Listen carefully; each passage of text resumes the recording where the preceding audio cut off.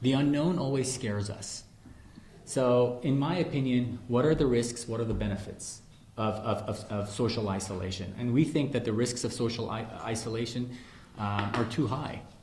So you guys own and run this facility, is that correct? Mm-hmm. We have 7, yes, all of them. Yep. What would you say to critics who would say, well, they've got a stake in this game, they are pushing this data, or their representation of this data because they don't want to lose money? What would you say to those folks who say, I'm going to believe, maybe someone else who, the wider world scientific community who says these two doctors, despite their, intelligence, they have an ulterior motive? What would you say to those people?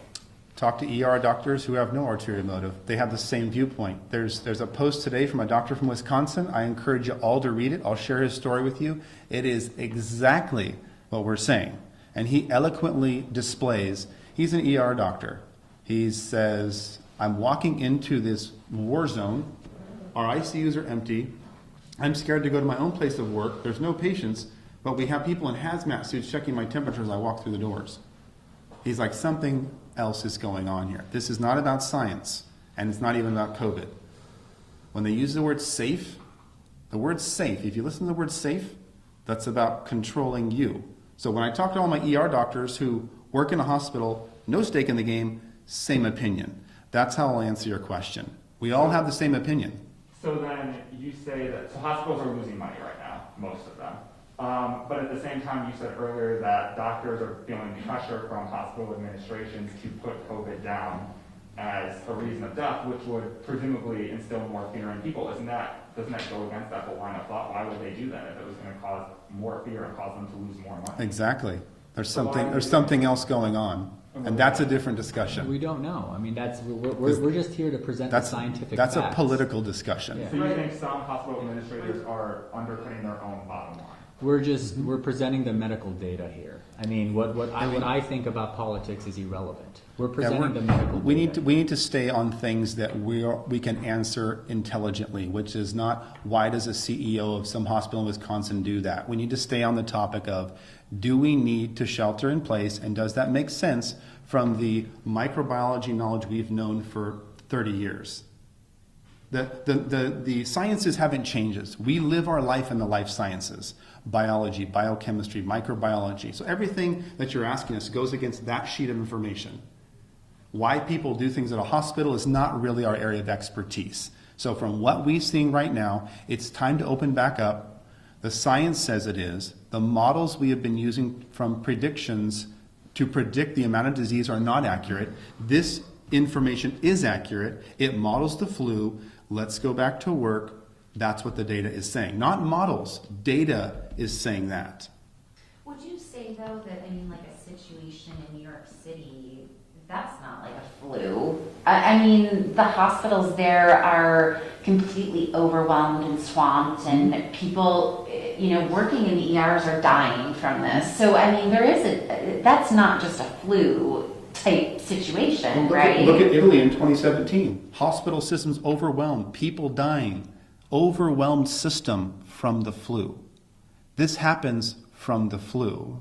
If you've been working in the ERs, I've seen multiple people, hallways full, people dying, news media there, stories going on from the flu.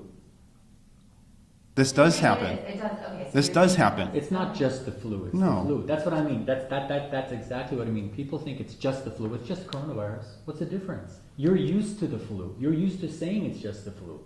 FLU, influenza, is something we've grown up with. You're used to it. You're used to it, right? If somebody commits suicide today, you're like, yeah, that person committed suicide, it's awful. Or if somebody dies today from the flu, they died from the flu. It's awful, terrible, but we're used to it. We're not used to coronavirus. Not used to something brings fear. Human beings don't like change. I just, from the things that I've been reading, even, doctors working in the ERs in New York City, I haven't heard any one of them saying, oh, it's similar to a flu outbreak. They were pretty impacted by swine flu in New York City, but I haven't heard anybody really say, oh, it's just like swine flu was. Have you? They're getting hit hard. They're a hot zone. And we don't ride subways with 1,000 people in a small car that are this close. They had reasons for the disease. And coronavirus is shown to be very contagious. Let's be clear. It is contagious. We're not saying it's not. It may even be, from what I've read, more contagious and spread more rapid. But the actual cause of death and the disease cycle is similar to what we're seeing from the flu, with more of a respiratory component. You know, and they were screaming for ventilators. What percent of people die on ventilators? 80, 90%? Once you're on a ventilator, if you understand, you're in a bad shape. And they're screaming for 30,000 ventilators that they didn't use, right? They're screaming for a lot of things, 30,000, they used 5. How many 100% over did they order? How many hundreds of millions of dollars? Entire companies, GM, were forced to switch their production lines. For what? I'm saying the secondary causes of what we're seeing, oil shutdown. We have predictable negatives from lockdown. Predictable negatives. Corona has unpredictable negatives.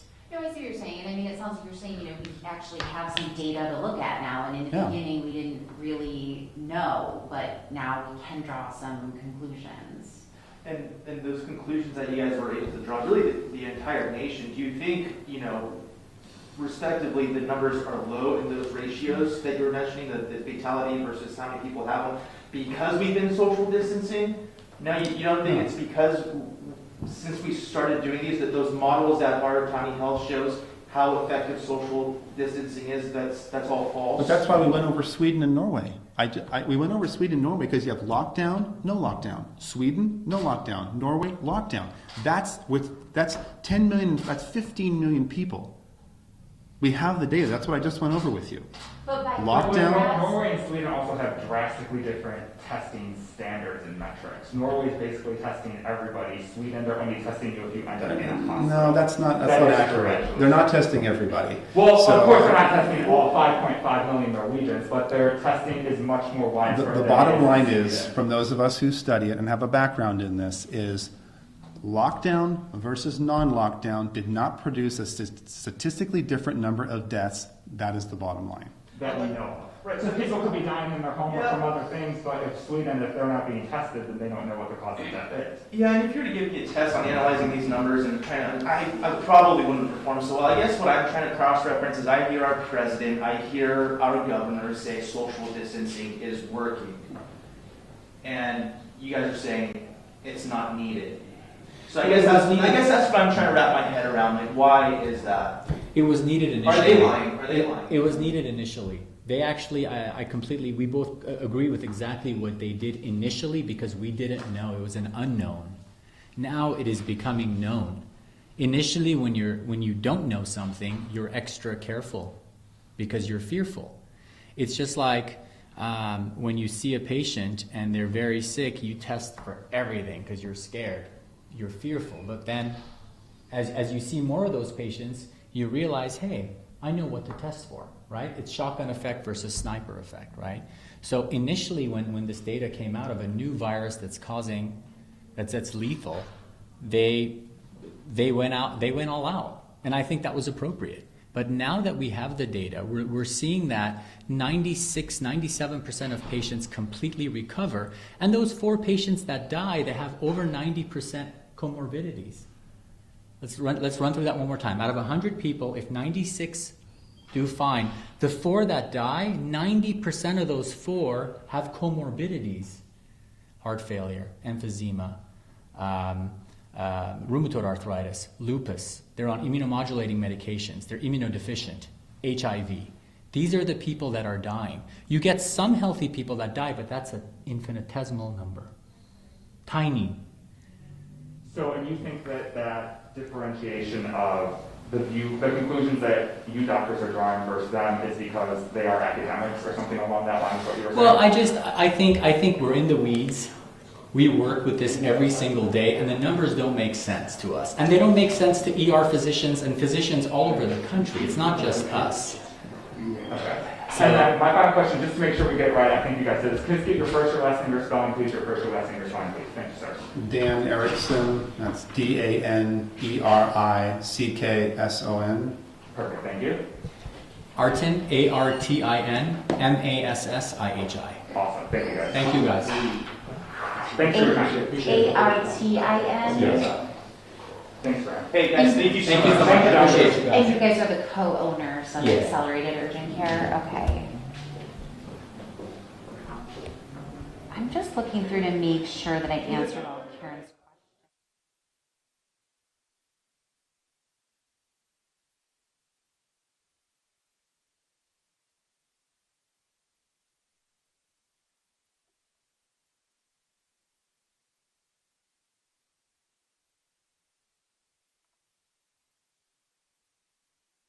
We're not saying we're right. We're saying, here's the data, here's what we understand.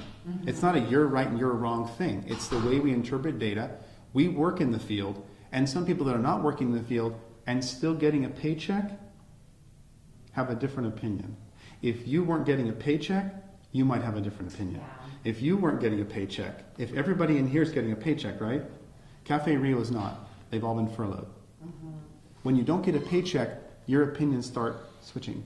Yeah. If you were at home, furloughed, for the unforeseeable future, would you be excited about staying sheltering in place?